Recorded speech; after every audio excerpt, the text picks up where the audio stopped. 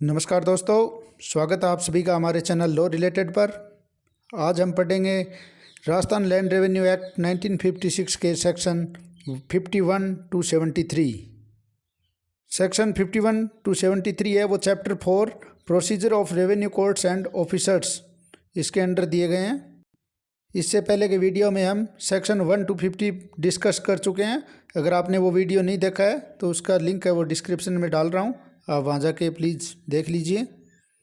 तो सेक्शन 51 है वो प्लेस ऑफ होल्डिंग कोर्ट के बारे में बात करता है कि रेवेन्यू कोर्ट है उनकी जुरिस्डिक्शनल लिमिट जो डिसाइड की गई है वो उसी के अंडर ऑपरेट करेंगे। अपनी पावर है वो जुरिस्डिक्शनल लिमिट्स के अंदर ही एक्सरसाइज करेंगे, और अगर उस लिमिट से बाहर अगर कोई ऑफिसर पावर एक्सरसाइज करना चाहता है तो उसके जो रीजन्स हैं वो रिटर्न में रिकॉर्ड करने पड़ेंगे।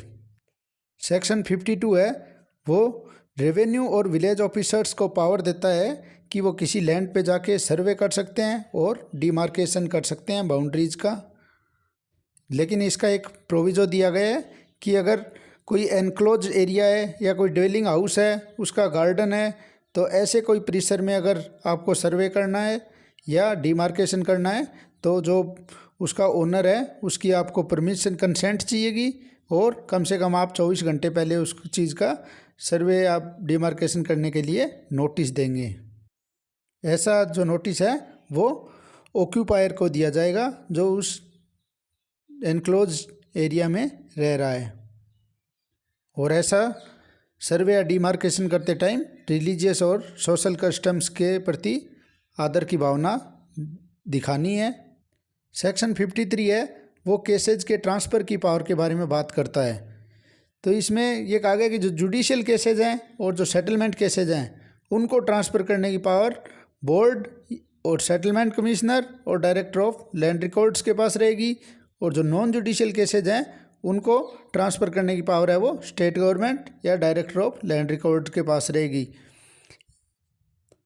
तो जो बोर्ड या सेटलमेंट कमिश्नर या स्टेट गवर्नमेंट है, ये जो अपने सबऑर्डिनेट रेवेन्यू कोर्ट है या रेवेन्यू ऑफिसर है उसके पास से केस को दूसरे सबऑर्डिनेट रेवेन्यू कोर्ट और रेवेन्यू ऑफिसर को ट्रांसफ़र कर सकते हैं।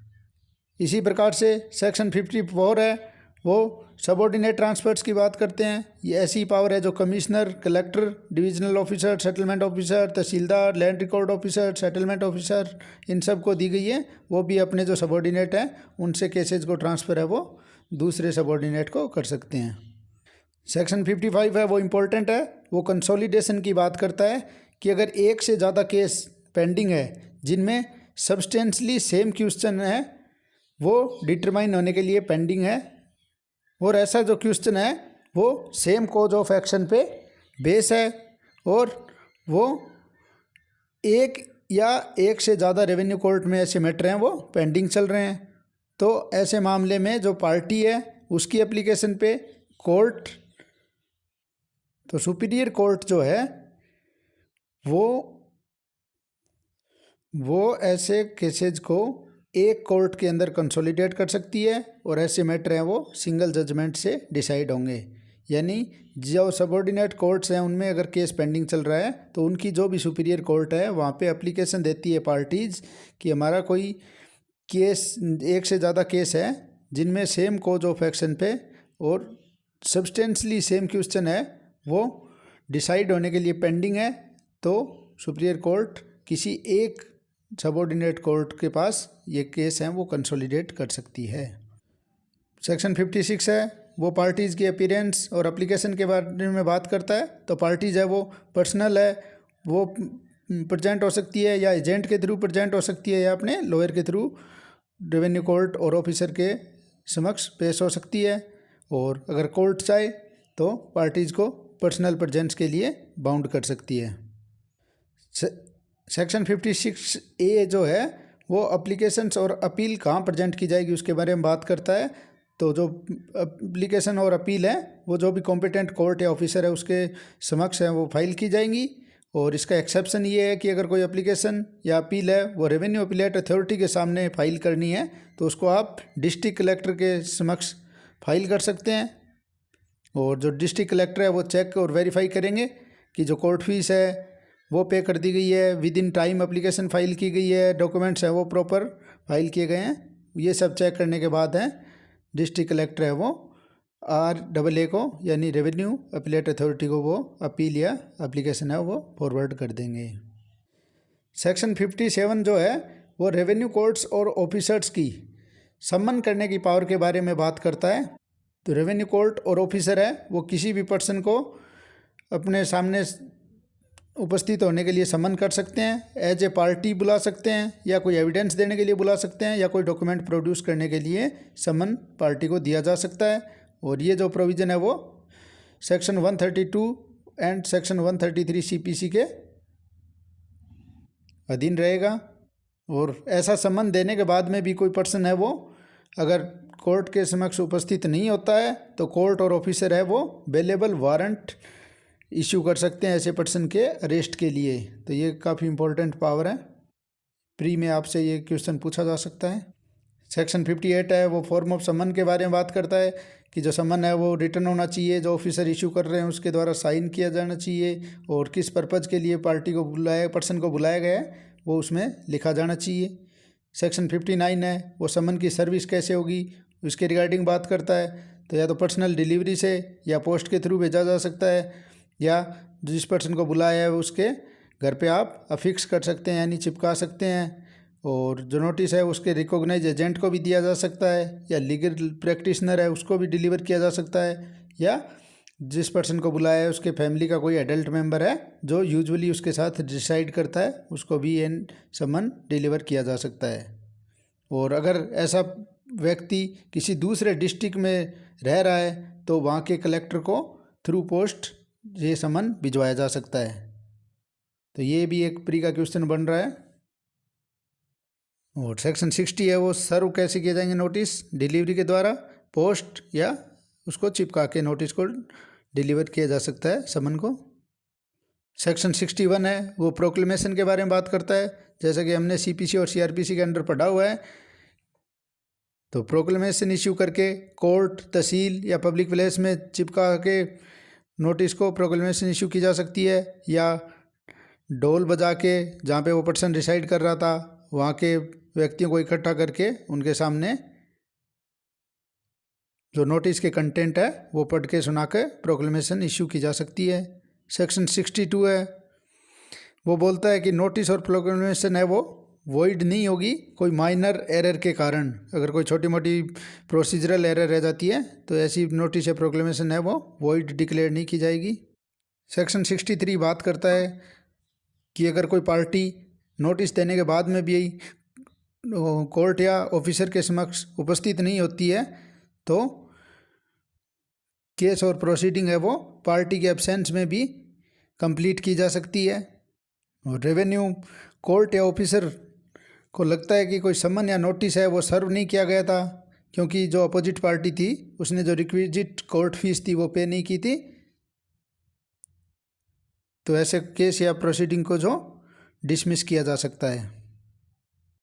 सेक्शन 65 काफ़ी इंपॉर्टेंट है जो कहता है कि अगर कोई रेवेन्यू कोर्ट या ऑफिसर है उसने किसी केस या प्रोसीडिंग को मेरिट्स पे डिसाइड नहीं किया है तो ऐसे डिसीजन की कोई भी अपील नहीं की जा सकेगी।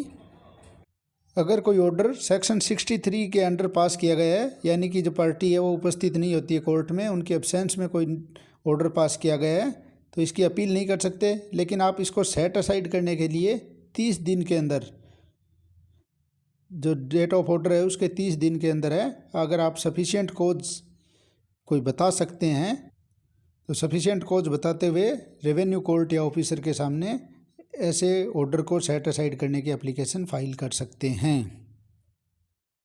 सेक्शन 66 है वो पावर देता है रेवेन्यू कोर्ट और ऑफिसर को कि वो किसी भी पार्टी को मुकदमे की जो कॉस्ट है वो दिला सकते हैं, और ऐसी जो कॉस्ट होगी उसको as a money decree treat किया जाएगा।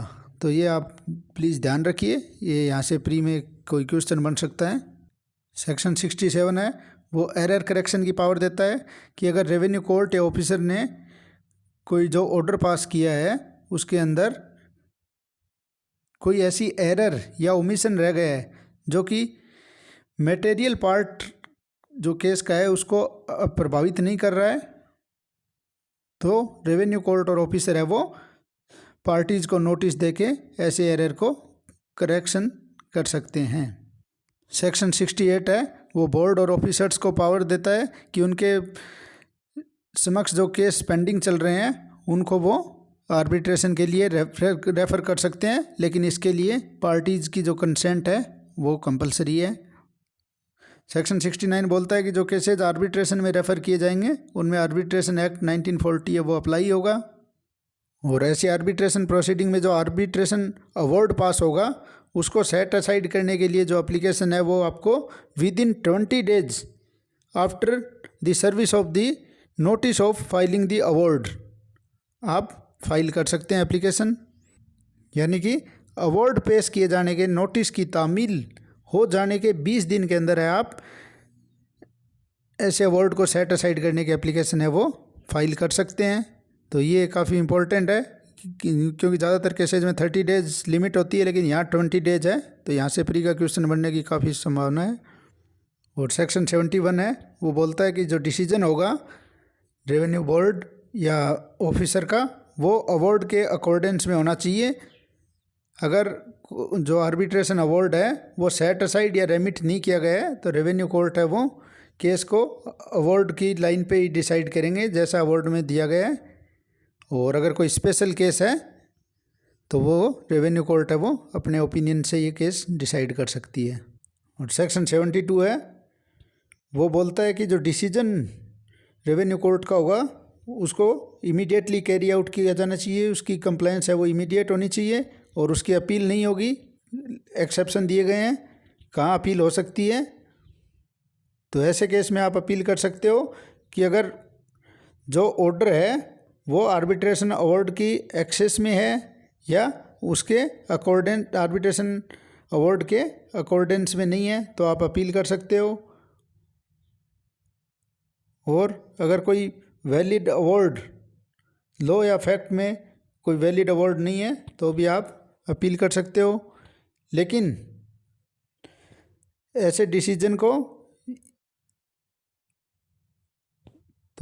को सेट असाइड करने या आर्बिट्रेटर को चैलेंज करने के लिए आप सिविल कोर्ट के अंदर कोई सिविल सूट फाइल नहीं कर सकते हो। ये बार है जो सेक्शन 72 लगाता है।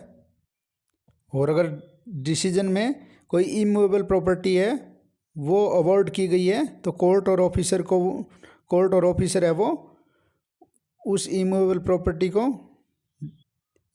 प्रॉपर्टी का जो पोजेसन है उसको डिलीवर करा सकते हैं। और उसके लिए आप सिविल कोर्ट के पास जो पावर और मेथड दिए गए हैं ऐसी डिक्री को एनफोर्स करने के लिए वो सब पावर और मेथड रेवेन्यू कोर्ट है वो यूज कर सकती है। तो आज की वीडियो में इतना ही, नेक्स्ट पार्ट भी जल्द अपलोड किया जाएगा। अगर आपका कोई डाउट है या आप कुछ पूछना चाहते हैं तो प्लीज़ कमेंट सेक्शन में कमेंट कीजिए। धन्यवाद।